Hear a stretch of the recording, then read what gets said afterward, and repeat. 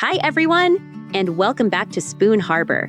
Today, I'm sharing something much more than just cheese-filled crepes. This is my grandma's recipe, the one she made for our family for over 40 years. I've been carrying this recipe with me my whole life. If you love family recipes with a story behind them, don't forget to subscribe. For the crepes you'll need 4 large eggs, 2 cups all-purpose flour, 1 2/3 cups milk, 2/3 cup boiling water, 1½ tablespoons vegetable oil, 2 tablespoons sugar, ½ a teaspoon salt, seeds from ½ a vanilla bean, or ½ a teaspoon vanilla extract. Let's make the batter. Crack 4 eggs into a large bowl. Add the salt, the sugar, and whisk until everything is smooth.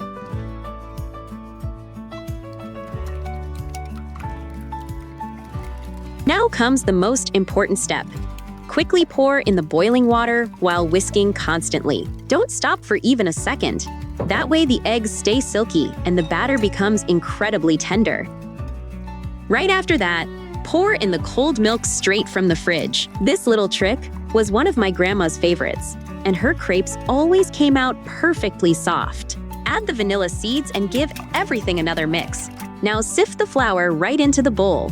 I always sift it one more time. It helps keep the batter nice and smooth.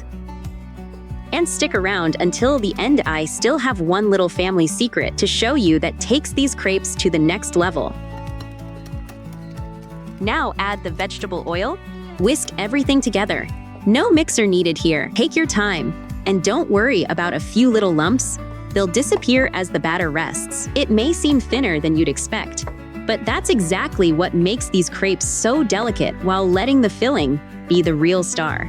Heat a skillet over medium heat. Lightly grease it with oil before the first crepe. That's all you'll need. Pour in the batter and cook until the edges turn lightly golden, then flip. That's exactly the kind of thin, delicate crepes we're after.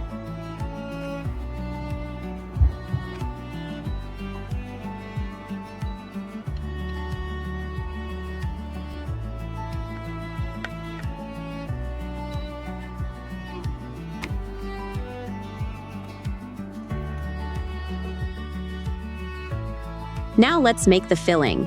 For the filling you'll need 600 grams farmer's cheese, 1 1/3 cup sour cream, 1/4 cup sugar, 2/3 cup butter, 1/3 cup honey, 1/4 teaspoon salt, seeds from ½ a vanilla bean, or ½ a teaspoon vanilla extract. Today, I'm using homemade farmer's cheese that was slowly baked in the oven. It's rich, creamy, and not dry at all, so it mashes easily with a fork and makes the perfect filling. Add the sugar, the vanilla, and the salt. Mix until everything is well combined. Now stir in the sour cream. It gives the filling an incredibly smooth, creamy texture and keeps it soft and luscious instead of dry. Place a generous spoonful of filling onto each crepe and spread it into a thin, even layer. The goal is simple. Every bite should have just the right amount of that creamy cheese filling.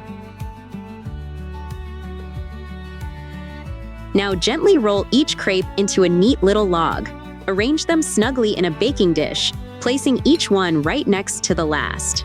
And now for the little family secret I promised. We're going to pour the crepes with a simple mixture of melted butter and honey. Trust me, this is the step that makes everyone ask for the recipe.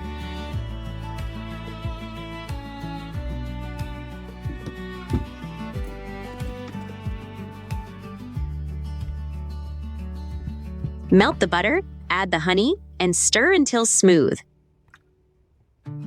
Pour the mixture evenly over all the crepes. As they bake, it soaks into every layer, making them unbelievably rich, tender, and full of flavor. Cover the baking dish with foil and bake at 350 degrees Fahrenheit for about 25 minutes. Then remove the foil and bake for another 15 minutes. Take the crepes out of the oven and carefully flip them onto a serving platter in one confident motion. Just look at that. Beautifully golden on the outside, unbelievably tender on the inside. Now for the best part, the taste test. Serve these crepes with a dollop of sour cream, a drizzle of honey, or simply enjoy them just as they are. They're paper thin, incredibly soft, and filled with a rich, creamy cheese filling. Every bite practically melts in your mouth. If you enjoy homemade comfort food and family recipes with a story behind them, be sure to subscribe. Here on Spoon Harbor, we're keeping those treasured recipes alive, one delicious dish at a time.